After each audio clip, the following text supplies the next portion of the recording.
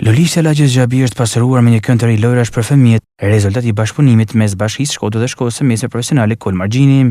Lodrat janë realizuar nga 20 nxënës së drejtimit të përpunimit të drurit në drejtimin e instruktorit Qesk Rakaj dhe në mbështetjen e drejtoresë së shkollës Albana Dheshaj. Bashkia Shkodër kontribuoi me materiale dhe punojësit që kujdesin për vendosjen e tyre në terren.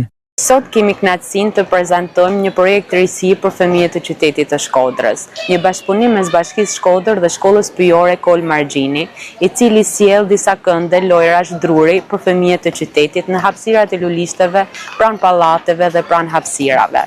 Ky bashkëpunim mes institucionesh tregon jo vetëm profesionalizmin e nxënësve dhe mësuesve të shkollës, por edhe rëndësinë që ka arsimi profesional në zhvillimin e komunitetit tonë. Ky është një projekt i cili ne si shkollë na bën krenar, pasi të gjitha këto objekte janë krijuar nga nxënësit e shkollës pyjore gjatë praktikave profesionale. Ky është një dëshmi e qartë që arsimi profesional përgatit profesionistë të cilët japin një kontribut kaq të madh për komunitetin. Kur institucionet të bashkëpunojnë me njëri tjetrin, realizohen gjëra shumë të bukura, siç realizuam sot këtë kënd lojrash.